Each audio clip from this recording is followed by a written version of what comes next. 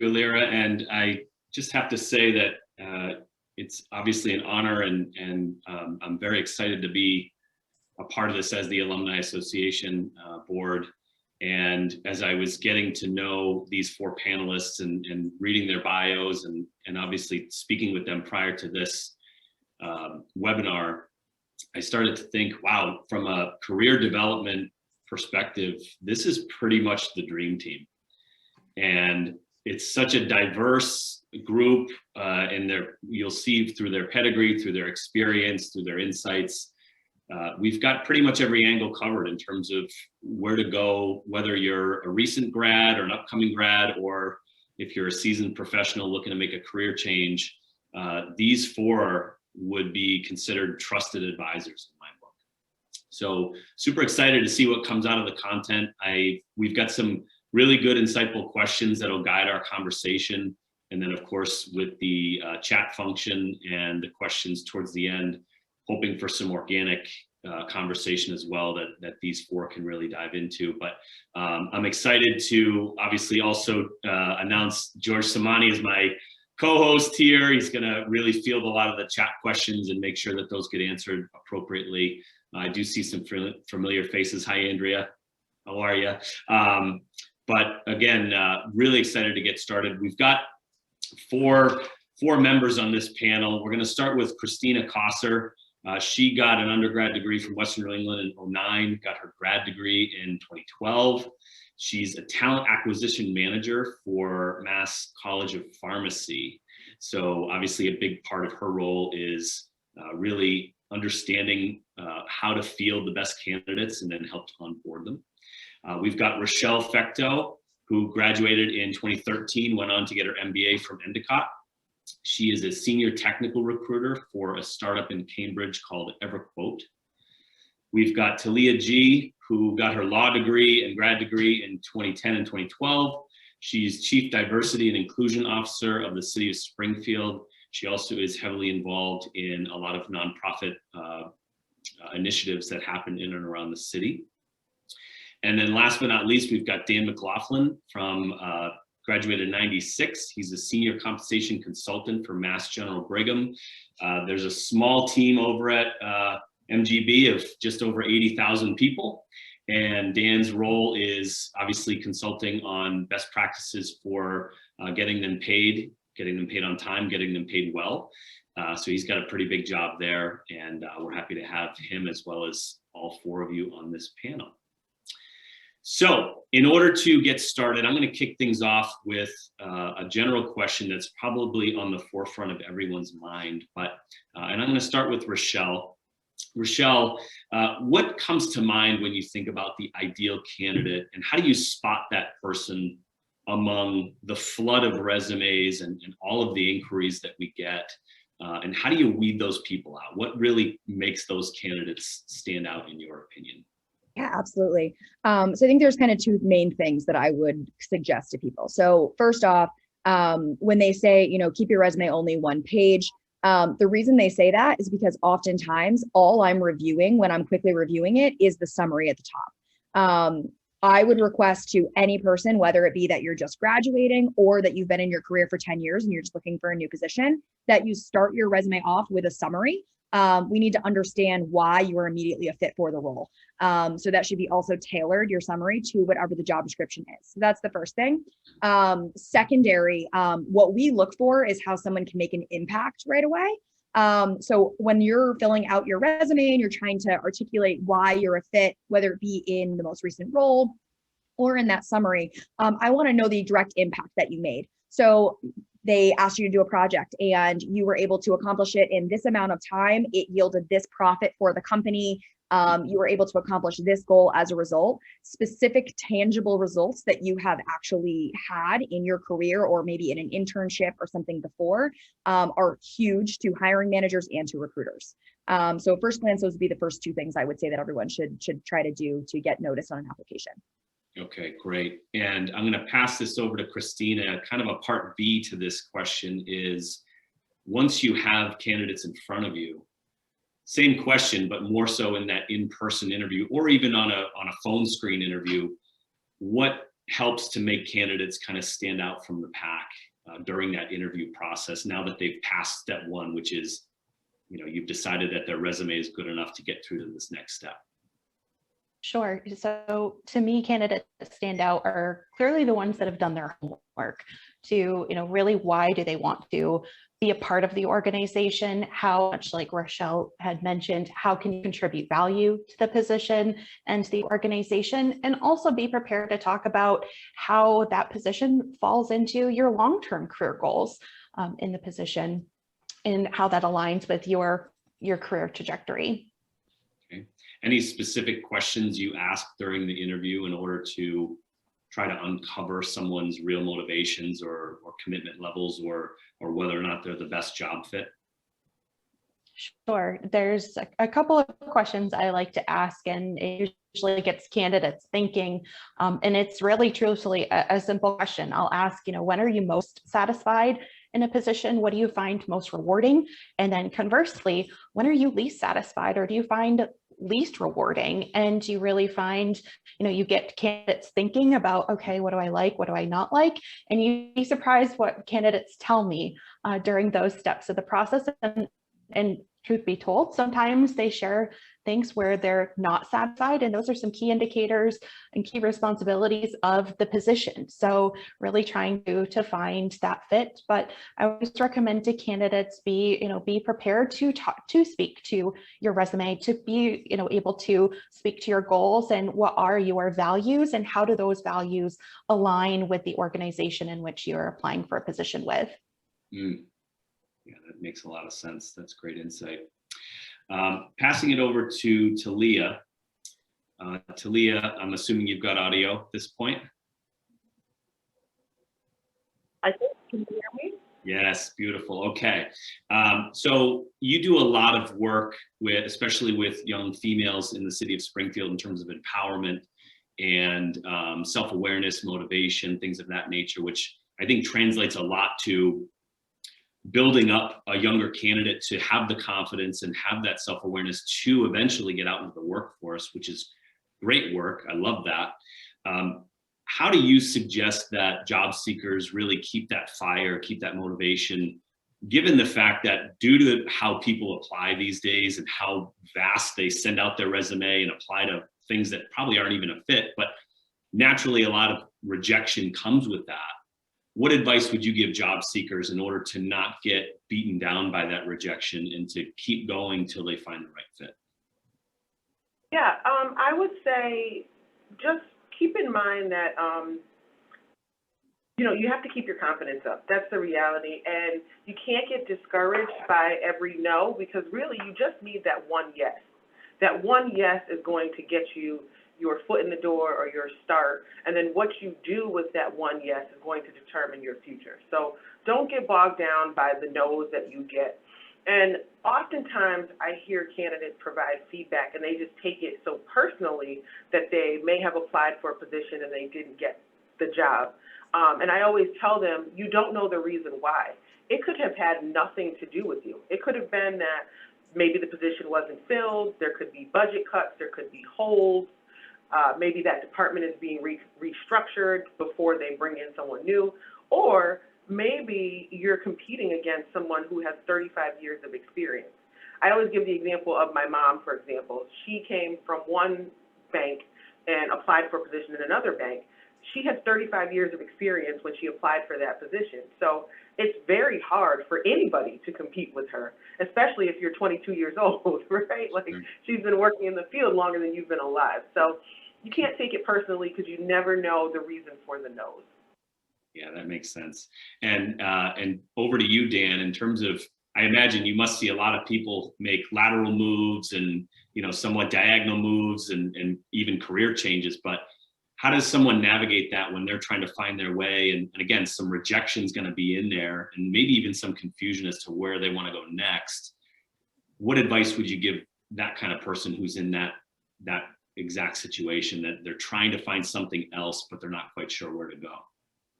I always think of having a roadmap. You never leave your house. If you're going on a long trip, driving your car, you're never going to leave your house without a map, or now it's a phone that can get you where you need to go. But same thing with the career. You want to have that map that kind of gets you thinking where you're going to go, what your trajectory is in your career. You have a lot of talents that there's some organization out there that's looking for. It's just a matter of putting in the time and energy to find that link, that connection. Some years ago, someone I was working with advised me about a job search where at the start of it, what he suggested was to briefly write down what you're looking for in your job, what you're doing and what you want to be contributing in that job. And then you want to write down what you're looking for in an employer. Is it a for-profit, nonprofit? Does it try and solve a problem, or is it service-based? What type of organization do you want to be a part of? Then write out some on your list, what key qualities you want to see in your boss. What type of leader are they? What do you hope to gain and learn from them? And then describe what kind of team you want to be a part of, or you don't want to be a part of a team. That could be the case too. And take all those things and put it in one little simple page. It's kind of an addendum to your resume. And every time you're looking at your resume or you get a rejection, look at that list and say, this company ultimately doesn't match up what I'm looking for. And you keep reading that list and eventually you will find that right connection. Yeah, no, that's great advice. It's actually a really good segue into our next point, and kind of reminds me of Start With Why by Simon Sinek, where the best organizations out there understand why they're doing what they're doing. And I think a lot of job candidates should also ask that question of, am I moved and passionate about the why? And does it align with this company that I'm meeting with, right? So Rachelle, thinking about that in terms of what people are looking for and how they want to proceed and where they want to land, let's talk a little bit about recent grads, right? And we know that that's a slightly different animal than the seasoned vet who's looking to make a career change, because their experience may be limited, right? Obviously, a lot of it's going to be extracurriculars during college or if they were working, but what advice would you give someone who recently graduated? Here we are, it's June 8th, and they are now trying to find their way. What's the best way to get started in that process? Yeah, so I think flexibility and openness is the main thing I would suggest there. So to Dan's point, understanding what it is that you're looking for is a little bit more complicated than just, what company do I want to work for doing this job? There are a lot of careers that you don't necessarily go to college for, including recruiting. And you don't realize that the skills and assets that you have to bring to the table could actually be in a career that you don't even know exists. So willingness and openness to have conversations is probably the biggest thing I would suggest there. Don't be afraid to message people on LinkedIn. Go onto LinkedIn, and if you see somebody, you're like, what do they do? More often than not, people are, if you're just saying, hey, I'm just curious about your job, what is that you do? They're more than happy to pull up on the phone with you for 15 minutes and discuss it. So trying to get an understanding as to where your skill set could actually lead you is probably the first step there, because you might not even realize that a job that you would be perfect for is something that even exists. So being willing and open to talk to pretty much anybody is really what's going to lead you down the right path there. Sure. Yeah, and that's good advice. Flattery goes a long way. You reach out to someone and you say, hey, you're an expert. Will you give me 15 minutes of your time? Most people are going to be flattered and say, of course, that's great advice. Would you like me to address the question in the chat? I think it's directed directly at me because it's engineering, or at the end. Let's see. Yeah, we'll save it for the end, but yeah, we'll have you tackle that one if that's okay. Yep, I can also type it, so. Okay. Kristina, any thoughts on that same question about recent grads? Again, it's such a daunting thing. Where do they start, right? What tips do you have for ways to not only get a job, but get the right fit of a job and create some of that happiness? Sure, absolutely. It is daunting. I think no matter where you are in your job search, it can be daunting. It can be overwhelming at times, because you're right, there's just so much information out there on various job boards. It's like, okay, where do I start? And I think it stems back to, looking at that list of what they're wanting. But even though they might be a quote unquote a new grad, there's a lot of soft skills, that can be transferable to different opportunities. So not being afraid to, like Rachelle mentioned, reaching out, tapping into different networks. Clearly this great alumni network. There's so many folks that work in multitude of industries. You can reach out to see if they're willing to do even an informational interview. Because then that way, maybe even, there might not be an opportunity now, but who knows later on down the line. And, make sure, reaching out on LinkedIn, doing searching, and there's different groups and resources available on LinkedIn. So sending out those messages and having your LinkedIn profile up to date as well. Yeah, makes sense. As much as I hate the phrase create your own brand, it is a thing, right? You have to kind of curate your own reputation online, especially through things that are a little bit more specific to career like LinkedIn. Absolutely. And not being afraid to speak to your brand and what you're ideally looking for is really important. Agreed.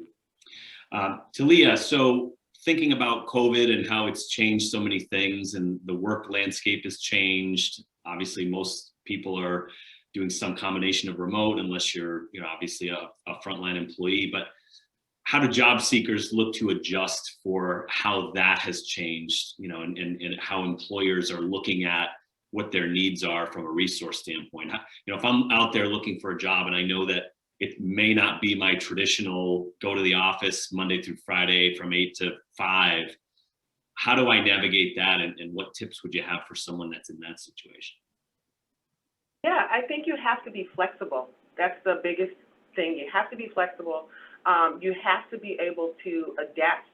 So, the situation with COVID and with the workplace conditions are ever changing. And what makes, I think, a really valuable candidate or even a valuable employee is someone that is willing to adapt as things adapt. Granted, you may have like childcare obligations or restrictions on sort of creating your own office in your house, for example. But there's nothing wrong with getting creative. I have had times where, I'm at home with what I call my coworkers, which are my family, and I'm trying to do a Zoom meeting and they are bouncing basketballs in the house. And so I have to go to the car to conduct the Zoom meeting. And it's just what I have to do, or I have to come into the office. And so I think that you have to really be flexible.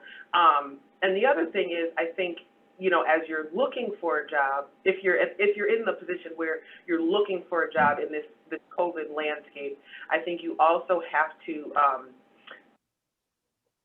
make the time valuable. So, if you're laid off, for example, maybe if you're laid off, for example, maybe you start looking at some classes online or connecting with people on LinkedIn, but doing something to make your time valuable while you're looking for a job in this landscape.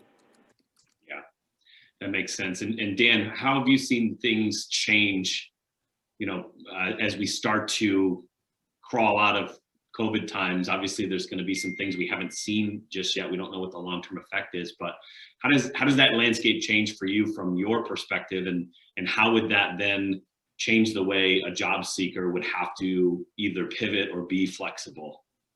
Pivot's a great word.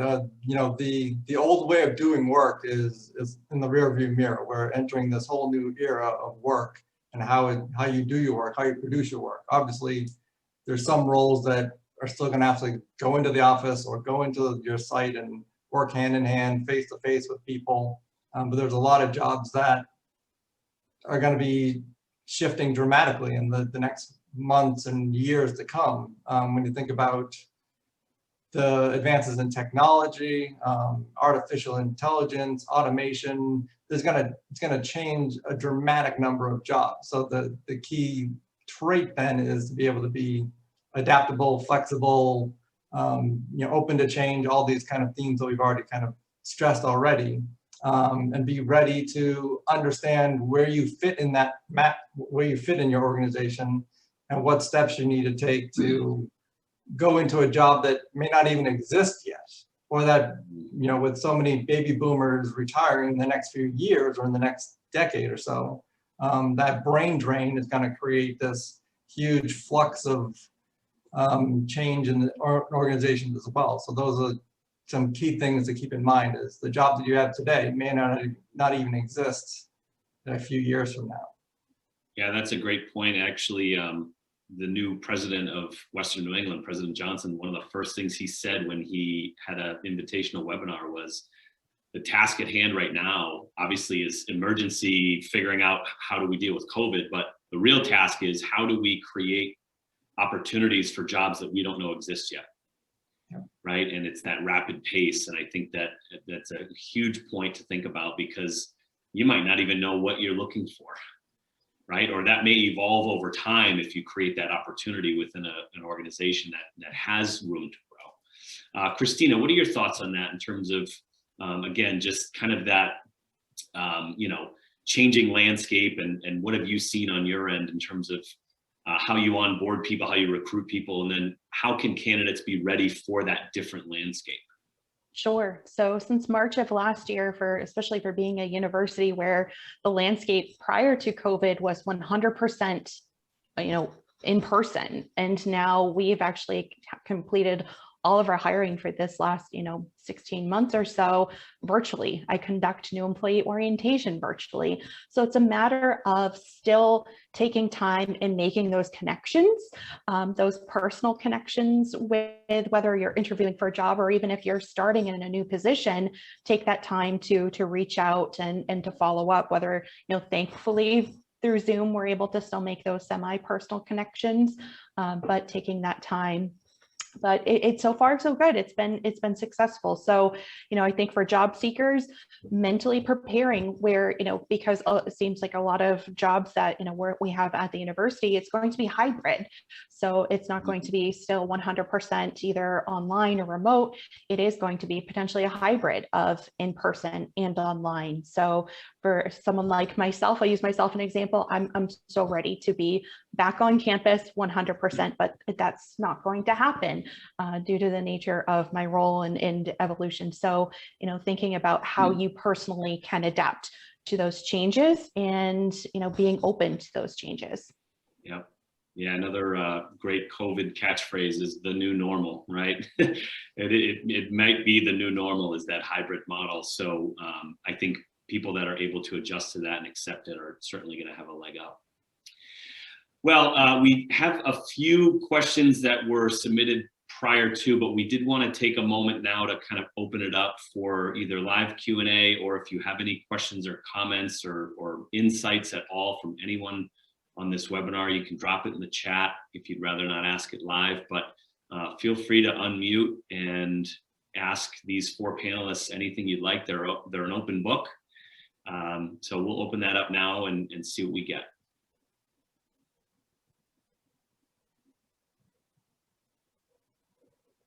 Frank, you look like you're ready. you see the smoke coming off my head. I've actually got three questions. I don't want to monopolize the discussion, but let me just sort of fire them off if I can. Number one, for all the discussion about the popularity of remote these days, I haven't found that to be the case. I'm just wondering what your all's experience with it really is. I'll jump in. So I would say it's about 50-50. We have some folks that are finding themselves to be perhaps maybe more productive in a home environment for whatever reason. Maybe they thrive, and especially for someone like myself, where I was spending an hour and a half commuting each direction into the city, I now have that time back in my day. So I know that's a draw for some folks. But then there is the pros of and the benefits of being in person. So I found it's about 50-50 or so, with the draw of either wanting to be in person or online. I can speak to that as well. I would agree. I think it's about 50-50, and I think it's also a person-to-person aspect. Luckily, my company has been very flexible with that.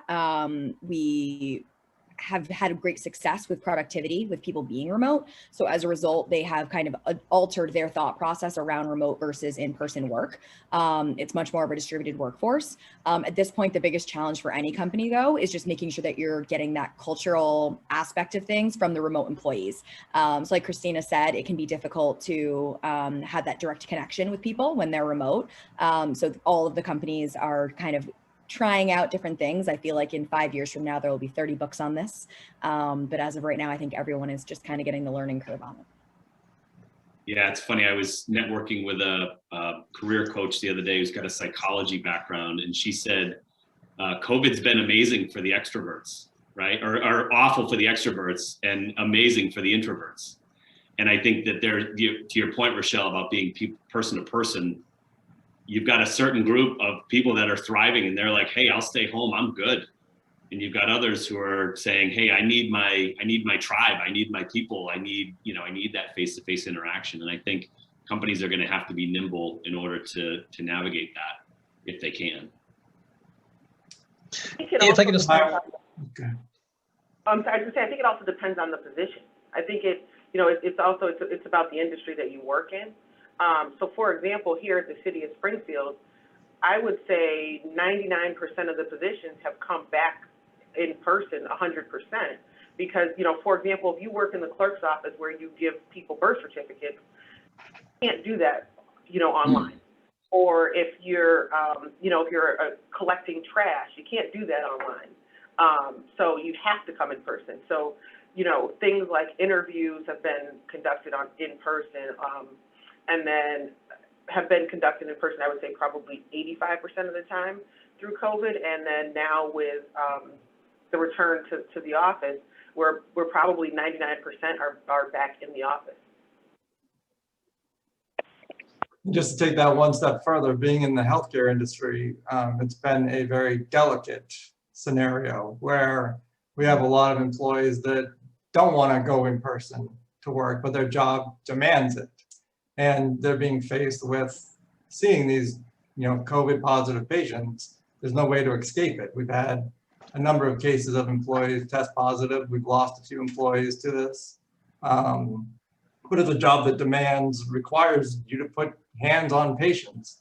We've taken every precaution imaginable to get the right equipment and protection for the employees. But then you get that resentment of, well, these employees are there in person, and the corporate IT, HR, finance, fill in the blanks are kind of sitting at home in their cushy jobs. So it's been a very delicate kind of culture challenge for my organization, at least, to understand the needs that we're fulfilling for the society to provide that care for the people that need it, versus keeping the trains running on time behind the scenes. So it's a tricky challenge that I don't know that we've quite solved perfectly at this point. And if you guys don't mind if I chime in, I think on the flip side of things, it's important that as an employee, you be able to play both sides of that card, right? I am, for those of you that know me, very much an extrovert. But for me, that's not always a positive in the office. It's distracting. It leads me to conversation. It leads to more time around the coffee pot and the water cooler, right? So when you can balance having someone like me work from home 2 days a week where there are no distractions, I'm cranking out that much more work in those 2 days than I would be in the office. So as a manager, it's recognizing, where are the strengths and weaknesses for your team? Point, Kristina. Yeah, for whatever it's worth, I was in a conversation the other day with a business owner who read an article recently in the Harvard Business Review, and they definitively came out with studies that said you don't want to give employees the option of determining which days you want to be able to specify which days the employee is going to be in the office and which they're going to be able to work from home if that hybrid situation exists. So I just thought that was interesting, because I'm sure you're going to find situations where the pendulum swings depending on the job market, and employees are going to hop depending on who has the greatest amount of flexibility. But anyhow, if I could just add one more question, and it is something that I'm sure a lot of the job seekers on this webinar have found, is when you apply through an applicant tracking system, You click on submit, and that resume that you submitted goes into Never Never Land. You really never find out the status. What are recruiters being told? What is their protocol? How does the applicant tracking system really work? I can speak to that. I probably am in it the most of anybody. So my company, we reply to everyone. I can confidently tell you from being at other companies that that is not the case. So I understand what you're saying. So depending on how active a role is, so there are certain roles where you're going to get in 500 applicants, and there are certain roles you're going to get 10, right? So the right methodology is to do bulk responses to people in order to make sure that they're at least hearing back from you, but not every company does it. I wish I could give you more specifics on that, but it is literally recruiter to recruiter and company to company as to how successful they are with their ATS. I can tell you Greenhouse is the ATS that my company uses, and a lot of major companies use Greenhouse. It's one of the more popular ones. When an application comes in, the recruiter gets an email and it's in their ATS, so they know it's there. But again, unfortunately, it is very much recruiter to recruiter, company to company. I'll gladly segue into that as well. And I think it's also to the level of concern that an organization has for candidate experience. I preach to the hiring managers that I work with that, as soon as we're done, if we know that a candidate is no longer being considered, let's let them know and close that loop. But at the same time, there's sometimes just sheer volume to where we're running up against. And what's hard for a candidate is that you don't really know where you are, once you submit your application, where that company is in their interviewing process. Companies have different policies on how long they leave a position up. I've worked for organizations where they'll leave the position up until filled. So someone could literally be applying the same day that, I'm marking a position as filled. So, and, you might be getting that immediate rejection. You're like, whoa, wait a minute. So that's where it, to circle back, not necessarily taking it personally, but, keeping in mind that there could be a number of reasons, but don't be afraid to follow up. I get folks reach out to me on LinkedIn. There might be a general, maybe HR, careers, talent acquisition email. So don't be afraid to reach out. And anytime I get, someone reached out to me, I'll immediately go into the ATS and look them up and see where they are. And if I'm able to provide a status update or get a status update for them from a hiring team, to be able to pass it on, because it is daunting, especially if you're actively sending out applications. So don't be afraid. And sometimes on LinkedIn job postings, it'll show who the job poster is. So you can even reach out to them that way as well. So don't be afraid to do so. I agree. I think it's definitely company to company, even recruiter to recruiter. And I'll tell you, here at the city of Springfield, we usually will post a position, but then sometimes the position, the hiring manager could be going on a medical leave and not be back for 3 months, and then they're not going to conduct interviews until they come back. And so you could literally have this position that you applied for 4 months ago, and now you're getting a phone call about an interview. We tend to try to give everyone a response either way, but that usually doesn't happen until the position is filled, as in the person starts working.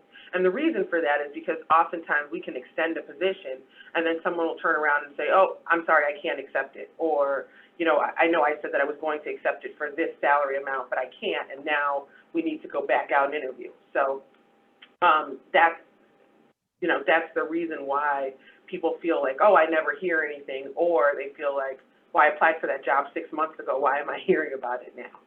Mm-hmm. Well, and this is a great topic. I'm glad, Frank, that you asked this question. It's a good segue into another point that I do want some insights from the panel on is, at the end of the day, where are the best places for candidates to put themselves out there and not only look for jobs, but get their resume out and start making contacts? If you could maybe curate a list of, let's say, 3 or less places, where would you start? And I'll start with Kristina on this one. Sure. So I would say number one, LinkedIn, because there are, professionals like myself, where we have recruiter seats to where we can do Boolean searches, reach out to candidates proactively. So make sure you have your LinkedIn profile up to date. And it's always helpful if you include, more than just your titles and how long you've been somewhere, to give us an idea of what did you do, make it like your living, breathing resume, keep that up to date. Also check in with professional associations. So I know for my university, we're often posting positions with different professional associations. You can share your resume on those associations. I could go in and search for resumes that way. And it's also a good networking opportunity. And also looking into LinkedIn groups. So there's a number of LinkedIn groups depending on professional interests, groups, alumni networks. So keeping your eye and getting involved and reaching out to folks there. So those are my top ones. Okay, great. Very insightful. Dan, what do you think? It really could be everywhere and anywhere. I've seen people get interviews from dropping their kids off at school and strike up a conversation with a parent, and they either have a business or know somebody, making those kind of connections. It could be with a volunteer cause that you're working for, submitting time outside of your work day to contribute to a cause of whatever interests you. There's opportunities to connect with people in that way. And then I guess I'll put in a plug for the Career Center at Western New England, or whatever your school would be, to utilize that resource. It's not just there when you are looking for that first job, it's there for the rest of your life. It's a resource not to be forgotten. 100%. Yeah, that's great. And those are great non-traditional pathways that people can take, which I love, because it starts getting people thinking out of the box, right? Rachelle, what do you think in terms of best places to go? I would pretty much echo Kristina. Something about your LinkedIn profile that people don't realize. She mentioned Boolean strings. So the way that we do our searches is by keywords. That's the core way that we're looking for people. So if you have experience on something, or maybe you have some kind of a soft skill that might be relevant to the career you're looking for, make sure the word is on your LinkedIn profile, because they'll never find you if it's not there. She also mentioned the LinkedIn groups. Those groups often have additional links to meetups, as we would call them, whether that be in person now that COVID is dying down, or via something like this, a Zoom meeting, where people are literally just on there for a networking opportunity. A lot of recruiters attend those. I attend technical ones all the time, so I can get to meet people. But for the most part, I would echo what Kristina said, and just make sure that you're being very specific with your language on your LinkedIn profile. Okay. And Talia, any thoughts on best places to go to put yourself out there? Sure. So first thing you have to keep in mind is the job has to exist. So you want to make sure that you're paying attention to the company's website. I also think that networking is crucial. And so you want to make sure that you're connecting with mentors or sponsors or people who may be inside that company that may be able to tell you when a job might be on the horizon and it might not be posted yet, or may be able to give you some sort of insight into what a position may really be. I think LinkedIn is great, but I think you have to use LinkedIn the right way. So I would recommend following a company's HR page is an excellent way to know about positions that are coming up. And also here at the City of Springfield, we have what's called a job interest card. So on our website where you apply for jobs, you would set up a profile and you would indicate the areas that you're interested in working in.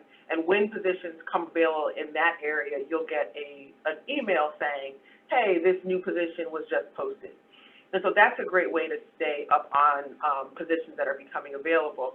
But I think I would just say, LinkedIn is a wonderful place. Facebook or Instagram are probably not the places that you want to attempt to connect with folks. Got it. Excellent. Very good insights. John, can I just say one thing? I have to, and Andrea St. James, for those of you who don't know me, I work in the Career Center at Western New England University, and I popped in the information on how to utilize and get connected with a career advisor. But it's not only resumes and looking for jobs and networking and who to know. we'll also work with you with your LinkedIn profile. So if you're not 100% sure of how to use it or how to capitalize on it or how to connect with people, the career advising team will be able to help walk you through that personally, line by line, section by section, and kind of give you the confidence and the tools to be able to use it. So across the board, use the resource, we're here. So, and we're here all summer too. So that's all I'm going to say. That's awesome. We're so happy you're here today. And Dan, good call, giving them a plug, because it is a huge resource and it's obviously close to all of our hearts, because I know we all love Western New England. So that's a no-brainer in my book. Don, can I just add one thing, since Andrea just chimed in with that really helpful information? The other thing, so, you know, the career services is a resource. The other thing is, take a look at other people's LinkedIn profiles. Like, take a look at, so for example, you know, if you know that you want to be the, you know, the general counsel for a company, take a look at that person's LinkedIn profile, see where they started, see what kind of positions they held. You're not going to walk out of, respectfully, you're not going to walk out of Western New England with a new degree and go be the general counsel for, you know, Matthews or ESPN. That's probably not going to happen. So you're going to need to have some other jobs in between, you know, before you get that job. So take a look at, you know, LinkedIn profiles and see what those other people have done, and also see how they style their profile and what it is that they include in their profile as well. That's a really good point. Good reality check, Talia. Respectfully, I love that. All right, any other questions for the panel?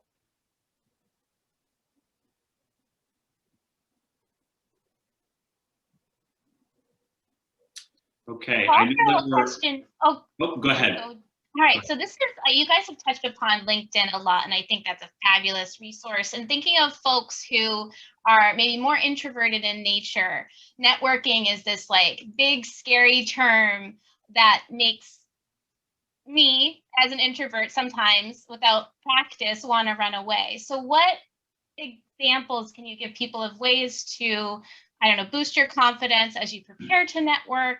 You've mentioned LinkedIn. What other tools are there for people who might not be as comfortable with the networking side of things? We'll start with Dan on that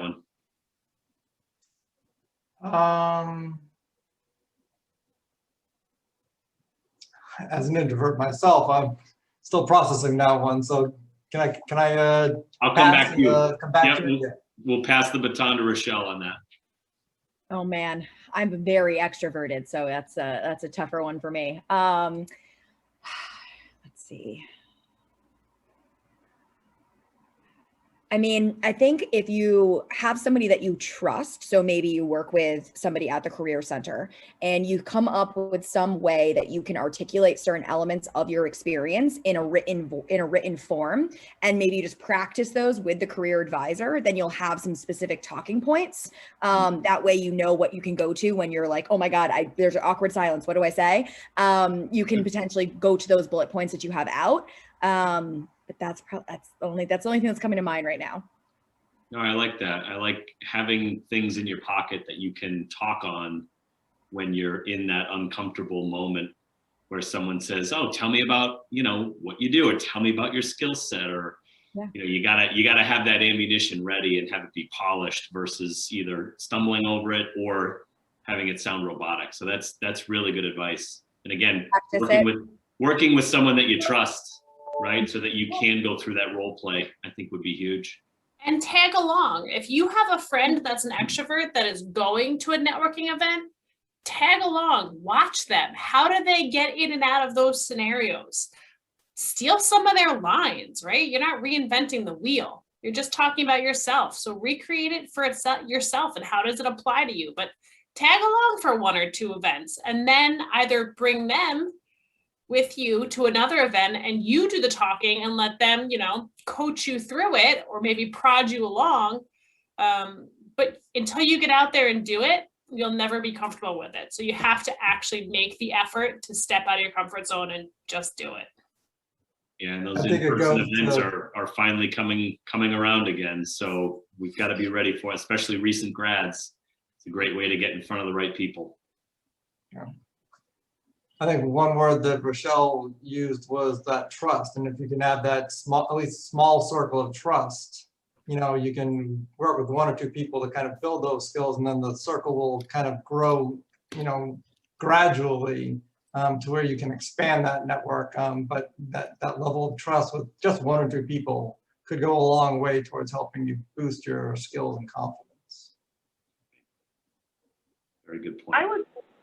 I would add, you know, and I'll start by saying I'm not an introvert, but I hate networking. I'm an extrovert, but I don't like small talk and I don't like filling space.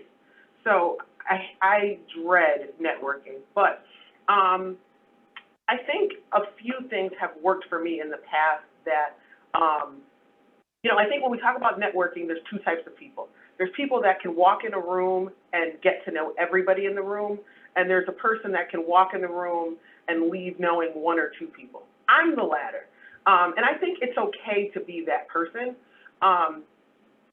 So a few ways that I've been able to do that are when I've had people that are in positions where I want to be and they've maybe reached out to me or there's been some connection, I have taken the opportunity to maybe have lunch with that person, or maybe, you know, now we can hop on a Zoom call with the person. But really, I'm asking them questions about their career path, how they got to where they are, what advice they can give me. People love to talk about themselves. So use that to your advantage. Don't be afraid to reach out to people and say, hey, listen, you know, I noticed that you are, you know, the medical director at this facility. I'd love to be there one day. Can I just, you know, can you tell me how you got there? Can you tell me how you balance it all?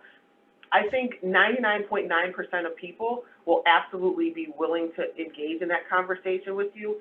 And to be frank with you, the 1% that's not are people that you probably did not want to talk to anyway. Because I've had that situation where, you know, I've reached out to someone and they didn't want to talk to me, and then they were forced to talk to me, and it was like, you know, talking to a wall. So, you know, I would say, you know, pick up on those genuine connections. And the other thing is, in addition to, you know, sort of picking up on those connections that are already made, don't be afraid to, it used to be called cold call, but now it's cold reach out, I would say. Don't pick up the phone and call people. I would say send an email on LinkedIn or send an email or connect on LinkedIn to people and just ask, can I have 30 minutes of your time? And I think that that will really help you. And also don't be afraid to, you know, ask people to introduce you to someone. Such great advice, Talia. Very on point. Thank you. So I know we're running low on time. I know you guys, everyone's probably on their lunch break. And I just wanted to end, if any of you have ever watched Around the Horn on ESPN, they give a final thought from the panelists at the end, whoever won. Obviously, you guys are all the winners today because you offered such great insights. But I'll start with Kristina. Kristina, in 30 seconds or less, best advice to anyone who's either looking to make a career change or is a recent grad as they enter into that landscape, and what's that best advice coming from you? Oh gosh, a lot of pressure there. Don't be afraid, you know, take that leap of faith. If it's a reach job, don't be afraid. You never know. And even if it's not that reach job, don't be afraid, or even in your current role, next role, don't be afraid to take on more responsibility, because that, you know, certainly be a way to learn and grow and get you to that next job. Don't be afraid. I love it. Good job. All right. How about you, Dan? Final thought. I think it's important to know where you're going or where you want to go and be crystal clear with that goal, that direction. And then once you find that organization that you want to be a part of, or that industry, that field that you're a part of, understand the DNA of that, you know, the organization, the field, the job, the people. Just understand as much as you can about it, do your homework, and you know, the benefits will come out of that. Amazing. Very good advice. Talia, final thought. Since we're on ESPN, I'm going to say you miss 100% of the shots you don't take.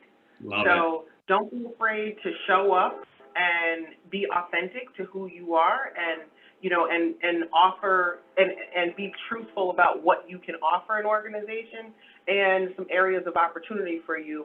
But I think the way that you can address those areas of opportunity is to say that you're always willing to learn and to work hard. Love that. Was that a Wayne Gretzky quote or a Michael Jordan quote? I can't remember. You know, I've heard both of them credited with it. I'm not sure who, but since Michael Jordan is my favorite player, we're going to go with Michael Jordan. Yeah, let's go with Mike, right? And last but not least, Rachelle, final thought, best advice. I actually think it was a Michael Scott quote, but like that's a whole nother thing from The Office. But I would say know what you want and know what you don't want out of your role and out of your company. To Dan's point, you know, knowing exactly what you're looking to do with your career trajectory and knowing the skills that you want to be able to utilize is important, but also knowing what you don't want is very important, because it's way too easy when you're looking to get your first role or make a transition to hop at the first thing, but you're going to find yourself in the exact same position 3 months from now if you're not confident that the role that you're picking is the right one for you. So as well as the company. So not only knowing what you want, but knowing what you don't want as well. Yes, very, very good advice. Well, this pretty much wraps it up. I'm going to pass it back to Alira, but I did want to give a huge shout out and thank you to Kristina, to Dan, Rachelle, Talia. This was great. I'm walking away with a ton of stuff. I've got a bunch of notes over here. And George, you worked your butt off today, man. You really helped me out. I really appreciate it. I don't know how I did it, John. I don't know how I did it. But it's been a true honor, and I'm proud to be part of this through the Alumni Association. So thank you all for being here for that. And back to you, Alira. Yeah, no, thank you all so much. This has been wonderful. Can I get a virtual round of applause, please? Yay.